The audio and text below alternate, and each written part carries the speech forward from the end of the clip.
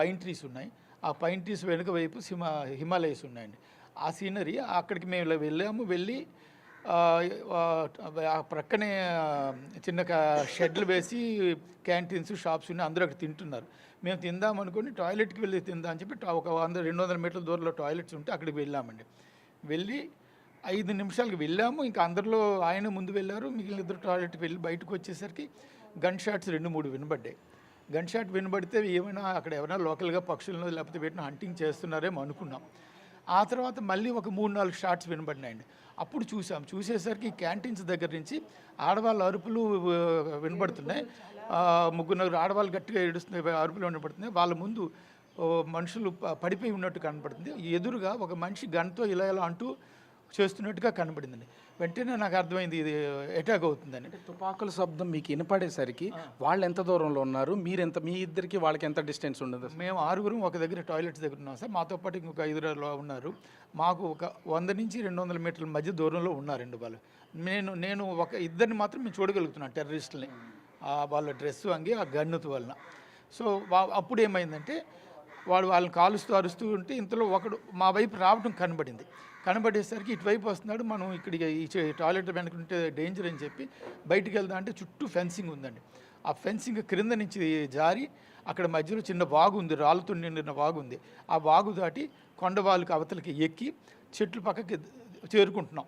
అంటే అటాక్ జరగకముందా జరిగిన తర్వాత? అంటే ఈ అటాక్ జరుగుతున్నటువంటి సమయంలో ఒక పక్క నుంచి భయం, గన్తో కాల్ చేస్తున్నారు. మీ మీతో పాటు ఉన్న టెర్రరిస్టులు అందరినీ కూడా కాల్ చేస్తున్నటువంటిది అయితే ఉంది. అంటే ఆ టైంలో అసలు మీకు ఎస్కేప్ అవడానికి అసలు ఏమైనా ఛాన్స్ దొరికిందా మీరు బయటికి రావడానికి? అదే ఛాన్స్ ఏంటంటే ఆ కొండ ఫెన్సింగ్ నుంచి పారిపోవాలి. ఎటు వెళ్ళాలో తెలియదు, ఎటు వెళ్ళాలో కూడా తెలియదండి. అంటే మాకు ఒకవేళ కొండవాగు కనుక మీరు వెళ్తే అది లోయ లోయ అవతల కొండ వాల్ అండి. ఆ వాల్లోకి వెళ్ళి ఆ వాల్ పక్కన చెట్లు ఉన్నాయి. ఆ చెట్లు చాటుకి వెళ్ళిపోతున్నాం. నేను కాస్త ఒక 100 మీటర్ల దూరంలో నేను చెట్టు దగ్గర ఉన్నాను. ఆ పక్కన కొద్ది దూరంలో చంద్రమౌళి గారి భార్య నాగమణి గారు ఒక చెట్టు పట్టున్నారు. నా భార్య, ఇంకొక ఆయన భార్య మౌలి గారు వెనకనున్నారు. సో వీళ్ళిద్దరికి 2 చెట్ల దగ్గర వీళ్ళ చెట్లు ఉన్నారు. ఈ చెట్టు చాటుని వీళ్ళిద్దరు ఉన్నారు. వీళ్ళకి ఒక 10-20 అడుగుల దూరంలో మౌలి గారి చెట్టు దగ్గర ఉన్నారు.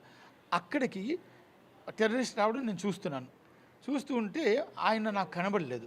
కానీ టెర్రరిస్ట్ గన్నుతో ఇలా 3-4 షాట్స్ పేల్చడం నాకు కనబడింది. 2 అడుగులు వేసి వీళ్ళ ఆడవాళ్ళ వైపులు రావడం చూసి మళ్ళీ అది కనబడింది. మళ్ళీ వాడు వెనక్కి వెళ్ళిపోయాడు. అమ్మ అయితే మన వాళ్ళకి ఏమీ జరగలేదని నేను అనుకున్నాను. ఎందుకంటే నాకు మౌలి గారు పడిపోయిన సంగతి నాకు కనిపించలేదు అసలు. మౌలి గారు చనిపోవడం కానీ అంటే ఇప్పుడు మీ వైఫ్ మా వారు చెప్తున్న దాని ప్రకారం ఈవిడ్ని ఆ ఫెన్సింగ్లో నుంచి బయటికి లాగిన తర్వాత ఆయన బయటికి రాలేకపోయారా? ఆయన కూడా ఆ ఫెన్సింగ్ నుంచి ఆయన కూడా బయటకు వచ్చేసారండి. బయటకు వచ్చేసి చెట్టు దగ్గర మళ్ళీ అప్పెక్కి కొండవాళ్ళు ఎక్కి చెట్టు చాటుకు వస్తున్నాం. ఇంతలో ఎంత వేగంగా వాడు మరి మా వెనకని వచ్చాడో టెర్రరిస్ట్ మాకు తెలియలేదు. వాడు 1 నిమిషంలో అంత వేగంగా వచ్చి వీళ్ళ దగ్గరికి వచ్చేసాడు. ఇప్పుడు అక్కడ ఆడవాళ్ళని అందరినీ వదిలేస్తున్నారు, పిల్లల్ని వదిలేస్తున్నారు అని చెప్పేసి అన్నారు. అంటే మగవాళ్ళనే టార్గెట్ చేయడం అంటే వాళ్ళు ఎక్కడెక్కడైతే మగవాళ్ళు ఉన్నారో వాళ్ళందరి దగ్గరికి వెళ్ళి వాళ్ళనే షూట్ చేస్తున్నారో దాన్ని ఏమైనా గమనించారా అసలు? అంటే మేము అది పూర్తిగా గమనించలేదు. కానీ అక్కడ తర్వాత తెలిసింది ఏంటంటే ఆ మగవాళ్ళని టార్గెట్ ఆడవాళ్ళని వదిలిస్తున్నారు. మీరు ఎందుకు వాళ్ళు కొంతమంది అయితే మమ్మల్ని చంపేసి నా భర్తని చంపేసి నాకు నన్ను ఎందుకు చంపలేదు అంటే మేము ఆడవాళ్ళని పిల్లల్ని చంపము, మేము చేస్తే మేము తిరిగి మా మీద మీరు వీడియోలు తీసి మా దుష్ప్రచారం చేస్తారు కాబట్టి మేము చేస్తాము, వెళ్ళి మీరు మీ మోడీకి చెప్పుకోండి అని వాళ్ళు చెప్పి కాల్చారని మాతో పాటు మిగిలిన ప్రత్యక్ష సాక్షులు ఉన్నారు కదండి. బయట ఓపెన్ ప్లేస్లో మమ్మల్ని అందరినీ బాధితులందరినీ అక్కడ పెట్టారండి. అక్కడ ఒక్కొక్కరు వాళ్ళ బాధ చెప్తూ ఉంటే మాకు ఇవన్నీ జరిగాయి, వాళ్ళు ఇలా మాట్లాడారు, ఇలా అన్నారని మాకు తెలిసిందండి. లేకపోతే మాకు తెలియదు. మేమైతే వాళ్ళ మాటలు కానీ అవేమీ మేము వెళ్ళలేదండి. మౌలి గారిని కూర్చో అన్నమాటే మాకు తెలుసండి. మౌలి గారు వాళ్ళకి దొరికిపోవడం మీకు కనిపించిందండి. మాకు అక్కడ వచ్చేసాడు. మాకు ఒక్క చెట్టు పక్కన అంటే అది ఎంత దూరం లేదండి, 10 అడుగుల దూరం అండి. 10 అడుగుల దూరంలో మౌలి గారికి సిట్ అన్నాడండి. అన్నాక ఆ తర్వాత నేను మరి భయంకి నేను వెళ్ళలేకపోయాను. నేను ఇలా చెట్టు వైపు తిరిగిపోయాను. అంటే వాడు అక్కడ మౌలి గారు అయిపోయినట్టు ఇంక మేమే కదా, ఇంకొచ్చేస్తాడని మాకు అప్పుడు ఆడవాళ్ళని విడిచిపెడతాడు, మగవాళ్ళని షూట్ చేస్తాడు మాకు తెలియదు కదండి. ఇంక దొరికిపోయిన దేవుడా అని ఇంక ఇలా దండం పెట్టుకున్నామండి. అంటే మౌలి గారుని కూర్చోమన్న తర్వాత ఎంతసేపటికి అంటే కాల్ చేయడం గమనించారు? 1 సెకండ్ అండి. బయట అన్నాడు అంతే, ఒక్క మాట అనేసి అంతే షూట్ చేశాడండి. మరి ఇంక అసలు అక్కడ ఇంకా టైం ఏమీ ఇవ్వలేదండి ఎవరికి.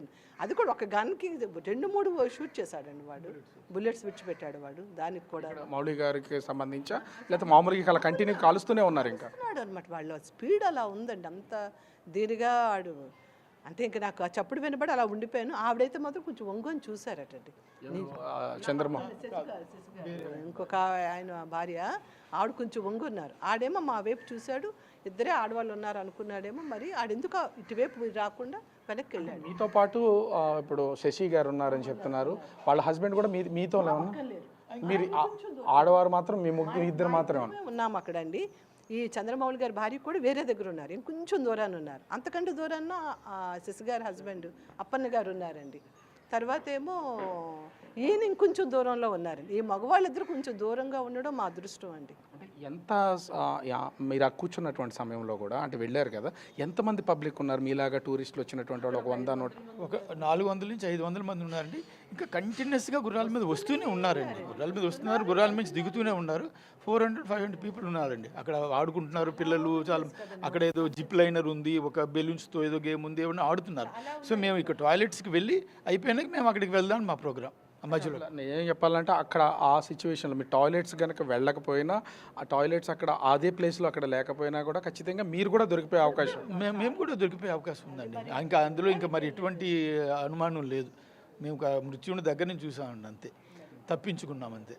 భగవంతుడు మాకు అవకాశం ఇచ్చారండి, ఇంకొక జీవితం ప్రసాదించారు. మళ్ళీ జన్మేనండి మాకు ఇది మాత్రం. అమ్మో, ఇప్పుడు మాకు మౌలి గారిని లేరు అన్న తట్టుకోవడం మాకు చాలా బాధ అండి. మరి మణిగారిని ఎలా వాదార్చాలో కూడా మాకు అయితే అర్థం కావటం లేదు. మరి భగవంతుడు ఆవిడకి ధైర్యాన్ని ఇవ్వాలండి. ఆ పిల్లలు ఏమవుతారో తెలీదు, మాకు కూడా చాలా బాధ. పదే పదే అడుగుతున్నామనేది కాదు, అంటే అంత విచక్షణారహితంగా మీరు ప్రత్యక్షంగా చూశారు కాబట్టి తెలియాలి కూడా. ప్రభుత్వాలైనా సరే ఏదైనా చర్యలు చేపట్టాలన్నా ఇది తెలిస్తేనే ఖచ్చితంగా నిర్ణయాలు తీసుకోవడం. అంటే వచ్చినటువంటి వాళ్ళు మూకుమ్మడిగా ఒకేసారి వేరు వేరు ప్లేసెస్ నుంచి వచ్చారు. అసలు అన్ని వైపుల నుంచి గన్ షాట్స్ ఏమైనా వినపడుతున్నాయా? అన్ని వైపుల నుంచి రాలేదండి. చెట్లు చాటు నుంచి ఒకవైపు దట్టంగా ఉన్న చెట్ల నుంచే వస్తున్నట్టు కనపడుతుంది. అటు నుంచే ముందు మాకు గన్ షాట్స్ వినబడినాయి. సో ఆ చెట్ల చాట్ల నుంచే వాళ్ళు వచ్చారు. వాళ్ళు లోపల మాకు ఓపెన్ ప్లేస్ చాలా ఉన్నా కూడా పొదలు మాత్రం ఎక్కువ ఉన్న ప్లేస్లో నుంచి రావడం. పెద్ద చెట్లు అండి, పైన తీసి పెద్ద చెట్లు. ఆ చెట్లు లోపల నుంచి వాళ్ళు ఇటు వచ్చారు, ఈ గ్రౌండ్లోకి వస్తున్నారు అన్నమాట. ఎందుకంటే అక్కడి నుంచి మాకు షార్ట్స్ వినబడుతూ వస్తున్నాయి. సో వాళ్ళు అక్కడి నుంచి మూకుమ్మడిగా రాలేదండి, స్ప్రెడ్ అయ్యి వచ్చింది. ఎందుకంటే నేను ఇద్దరిని చూడగలిగాను, ఆ తర్వాత వీళ్ళు ఒకరినే చూశారు. కాబట్టి 2-3 చూసాం. మరి వాళ్ళు ఎంతమంది వచ్చారో తెలియలేదు. ఇంకా మేము ఇక్కడ టాయిలెట్ చాటు దాక్కుని మళ్ళీ అప్పుడు పరిగెత్తి మరి పారిపోతున్నాం కాబట్టి ప్రాణభయంతో పరిగెత్తి. మీరు అంటే ఆ ఫెన్సింగ్ని దాటి కింద నుంచి కనుక దూరి వెళ్ళలేకపోతే ఖచ్చితంగా ఎంతమంది మగవాళ్ళు ఆ లోపల ఉంటే అందరినీ చంపేస్తారా? అందరు మా దగ్గరికి వచ్చేసాడు కాబట్టి అక్కడ ఉన్న మా మగవాళ్ళందరినీ చంపేసి ఉండండి. మాతో పాటు ఇంకొక 5-6 ఫ్యామిలీస్ ఉన్నాయి. మా మగవాళ్ళందరినీ మాత్రం చంపేసి ఉండేవాడండి.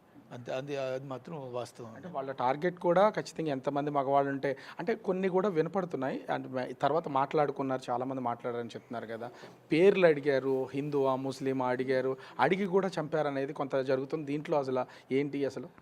అది వాస్తవం మరి మాకు తెలియదండి. కానీ వెంటనే నాకు తోచింది ఏంటంటే, ఆడవాళ్ళకి, మాతో ఉన్న ఆడవాళ్ళకి, మణిగారికి, నా భార్యకి మీరు వెంటనే బొట్లు చెరిపేయండి అని చెప్పి వీళ్ళకి బొట్లు చెరిపేయమని చెప్పానండి నేను. అంటే నాకు అనిపించింది బొట్లు చెరిపేసి వీళ్ళు దేవుడు హరే రామ హరే కృష్ణ అంటున్నారు, మీరు అలా అనొద్దు, అల్లాహు అక్బరు అల్లా అనుకుంటూ దిగండి అని చెప్పాం. ఎందుకంటే ఎవరు ఎటు నుంచి వస్తున్నారో తెలియదు, ఎవరు తెలియదు కాబట్టి అల్లాహు అక్బర్ అనుకుంటూనే మేము ఆ కొండల, ఆ వాగులోని రాళ్ళ మధ్య, గొట్టల మధ్య నుంచి దిగుతూ వచ్చామండి. ఆ దారి అసలు దారి లేదండి, కేవలం గుర్రాలు నడిచే దారి మాత్రమే ఉంది. ఇన్సిడెంట్ జరిగిన తర్వాత